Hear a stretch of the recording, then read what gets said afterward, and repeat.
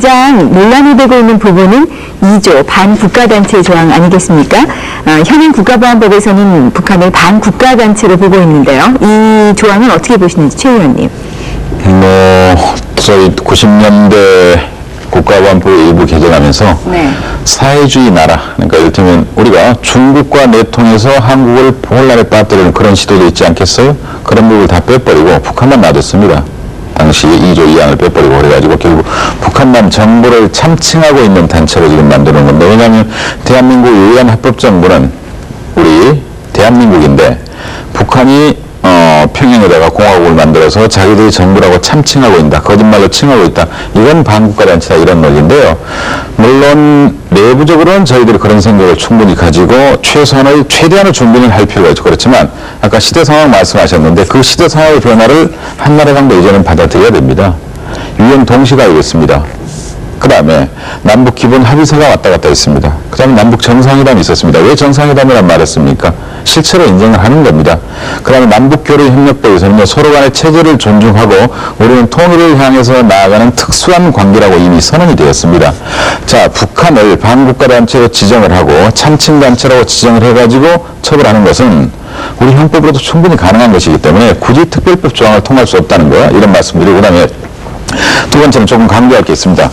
영토 조항에 위반되는 거냐, 이런 말씀들을 하셨는데, 물론 우리 영토 존중합니다. 열린 우리당이 주동이 돼서 이번에 감도협약을 무효하자, 이런 주장까지 할 정도로 저희들은 영토에 대해서는 적극적인 수호 의사를 가지고 있습니다. 저희들이 영토 조항과 함께 해석해야 될 조항은 평화통일 조항입니다. 우리 헌법은 세 군데에 걸쳐서 평화통일 의무가 부여가 되어 있는데, 우리가 북한을 철저히 적으로만 하고 진격을 통해서, 공격을 통해서 북한의 영토를 수복해야 될 나라인지, 아니면 평화통일을 통해서 대화를 통해서 나가야 될 집단인지, 이건 시대 흐름에 따라 달라지는 겁니다. 이승만 정권 시대에는 북진통일론이 우리의 주된 논리입니다. 그때는 강변할 수 있겠죠. 그럼 지금 평화통일론입니다. 북한과 대화와 협력과 화해를 통해서 우리가 통일해 나가는 거고요. 또 하나, 이것이 마치 국가 정체성의 논란과 이어지는 것처럼 말씀드렸는데 그건 그렇지 않습니다. 우리나라 국가 정체성 가장 기본이 대한민국은 민주공화국입니다. 국가 정체성을 진정으로 위협한 세력은 외부 세력도 있지만 민주의 반대말은 뭡니까? 독재입니다. 쿠데타입니다. 그 점에서 저희들은 열린 우리당이야말로 진정으로 대한민국 국채와 정체, 민주공화국이라는 국가 정체성을 지키고 나가 있다는 걸 강조드리고 싶습니다. 이번에 남북관계 기본법을 하면서 아마 그 초안에 보니까 북한을 외국으로 보지 않는다, 이런 조항을 넣는 것 같아요.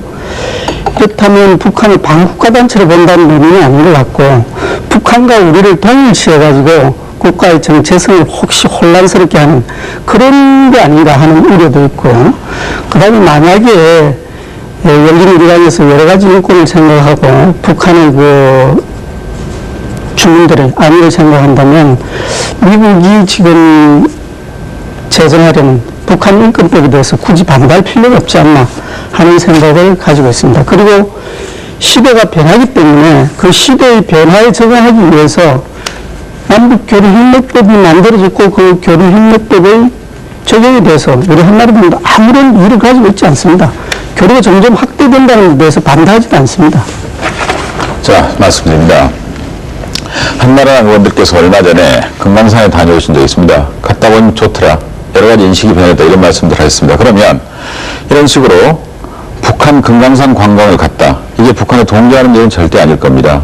저희들이 법을 개정하자, 법을 폐지하자, 남북 화해 협력을 강화시키자, 이건 북한의 행위에 절대 동조하는 게 아닙니다. 동조라고 확대하는 것은 지나친 무리입니다. 이렇다면 그럼 똑같이 금강산 간 한나라당 의원들도 비난을 받아야죠. 한나라당도 비난을 받아요. 왜냐하면 자, 금강산을 가게 되면 1인당 얼마 북한에 돈을 주게 됩니다. 그럼 그 돈으로 북한은 무기를 사온다더라.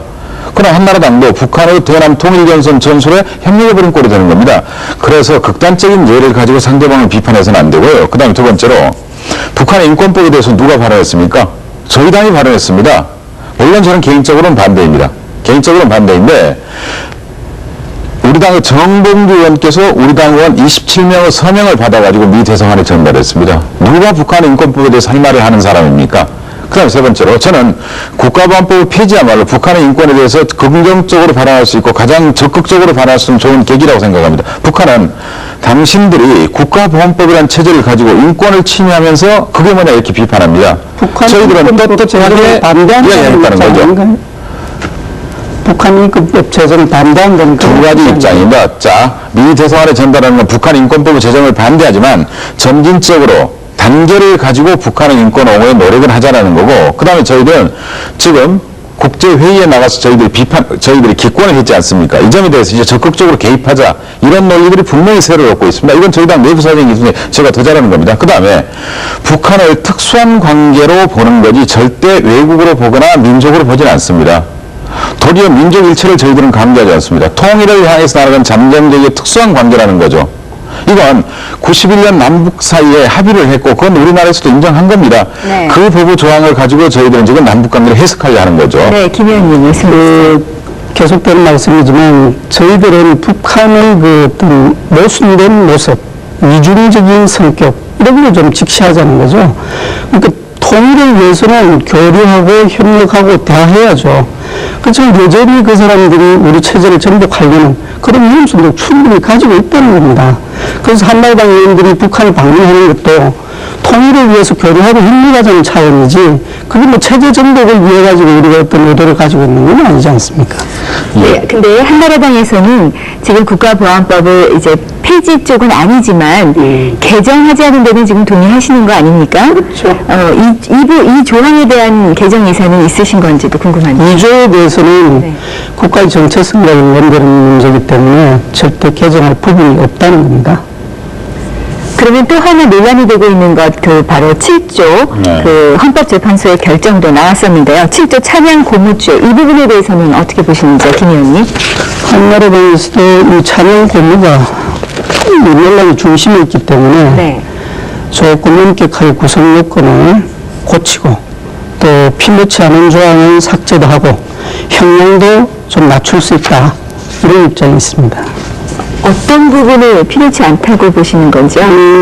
7조 사항을 보면은 이적단체 구성원으로서 허위사실을 날조 유포한 네. 이제 구성 요건도 조금 애매하고 또 사실상 적용될 그런 범위도 적기 때문에 전향적으로 폐지하는 안을 검토하고 있습니다. 최 의원님, 예. 이런 입장에 대해서 어떻게 보시는지요? 뭐 저희들은 이 조는 아예 폐지하자는 입장이고요. 네. 그 다음에 저희 당 이제 개정론을 주장하시는 분들도 네. 정부를 참칭하는 조항, 이 조항은 폐지하자 이런 입장입니다. 그래서 한나라당과는 현격한 차이가 있고요.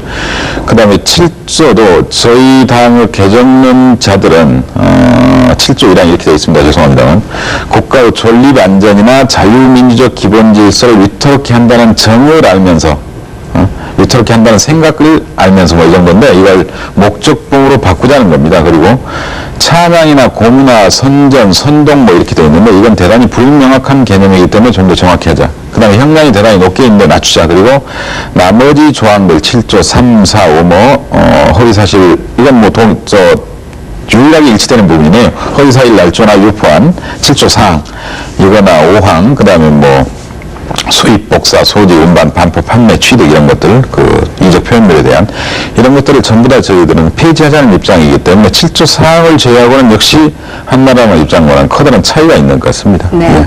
그런데 그 열린우리당 내에서도 최근 들어서 특히 개정, 폐지보다는 개정 쪽으로 가자 이런 목소리도 높아지고 있지 않습니까? 뭐 아직까지는 저희 당이 서명한 사람 숫자만을 보더라도 뭐 서명 싫어서 안 하신 분들도 있겠습니다만 네. 80여명을 넘고 있기 때문에 저희 당에서는 여기 이제 폐지론이 과반수를 넘고 있다는 걸 말씀드리고요. 그리고 저희 당 개정론자들에 의해서 제가 폐지론자라고 해서 뭐 비판할 생각은 전혀 없습니다. 저희 당 개정론자들도 이 법이 갖는 인권 침해적인 요소, 그 다음에 시대 상황에 맞지 않는다는 점 이런 것들을 충분히 고려를 해서 국가보안법이 갖는 악법적 성격의 조항들을 전부 다 삭제하고 있습니다. 다만 국민들이 정서적으로 불안감을 느끼시고 정치적인 고려를 위해서 최소한의 형식적인 요소만을 남겨두자. 나머지는 형법으로 충분히 대처 가능할 수 있다. 이 점에 대해서는 저희 당의 개정론자들도 동의하고 있습니다. 네.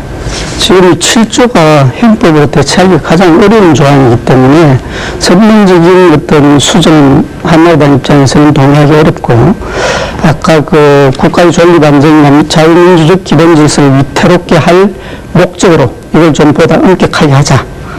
그 다음에 이제 형량 조정 이런 데는 저희들도 전향적으로 긴 태도로 접근하고 있습니다. 네, 지금 대체법 얘기를 하셨는데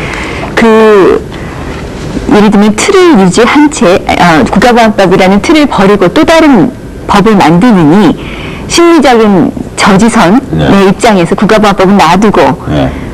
그냥 가자 이런 거에 대해서는 어떻게 보시는지요? 뭐 저 개인적으로는 네. 반대죠. 사실 아까 말씀드린 전 뭐 우리 자유민주주의 체제, 시장 질서 체제에 대해서 저나 저희 당이나 저희 국민들 전부 다 확실한 자신감을 가지고 있기 때문에 저희들 체제의 능력만으로도 충분히 방어할 수 있다고 생각합니다. 그래서 이런 악법은 더 이상 둘 필요가 없다는 입장이고, 그다음에 두 번째는 역시 북한에 대한 성격이 우리 사회에서 변화온 걸 받아들여야 된다고 생각합니다. 시대 상황이 변화된 걸 인정을 해야죠. 전에는 북한이 철저히 무력 집단이고 반통일 세력이었는데 지금은 어쩔 수 없이 우리가 평화 통일을 위해서 함께 나아가야 될 그런 집단입니다. 자, 그러면 우리가 과거를 보느냐 미래를 보느냐의 차이죠. 옛날에 나쁜 짓을 했으니까 그것만을 바라보고 끝내 불신하고 갈 것이냐, 아니면 그래도 화해와 협력 의사가 있고 어쨌거나 실컷 조건 우리가 다독거리면서 가야 될 입장이니까 아끼면서 가자, 달래면서 가자, 어느 쪽을 바라보냐죠. 저희들은 미래를 보고자 하는 겁니다. 그래서 저희들은 이제 물론 개정론도 일부 근거는 있다고 생각합니다. 그리고 개정론자들이라고 해서 나라와 근거를 가지고 계신 것 같은데. 개정론자들이라고 해서 왜 나라와 국가, 민족에 대한 애정이었겠습니까? 그런 것들은 저희도 충분히 동의하는데, 지금까지 남용되어 법의 현실, 그리고 사냥하라고 준 총으로 사람 잡은 꼴 아닙니까?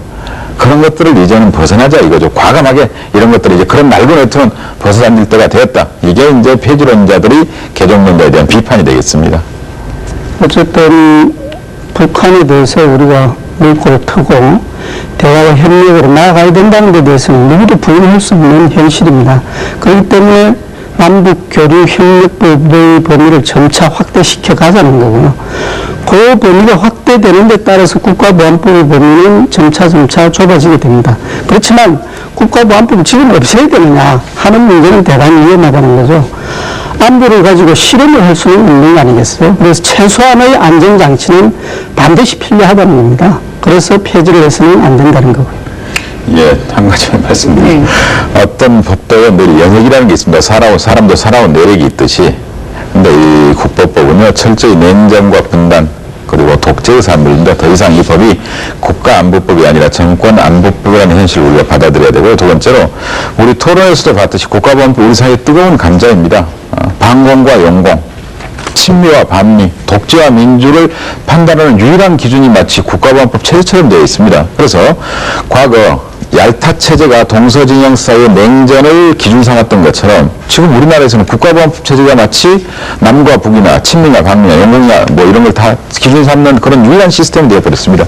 자, 이제 과감하게 저희들은 벗어던지고 우리 사회의 다양성을 인정하고 그 다양성을 바탕으로 자신감을 갖자는 겁니다. 네, 밸런스. 마치 우리나라에는 정권 유지를 위해서 특이한 제도인 것처럼 말씀하시는데, 미국도 공산주의자 통제법, 독일도 결사법, 일본의 경우도 파괴활동 방지법, 이런 자기들 체제 수호를 위한 법은 다 있습니다.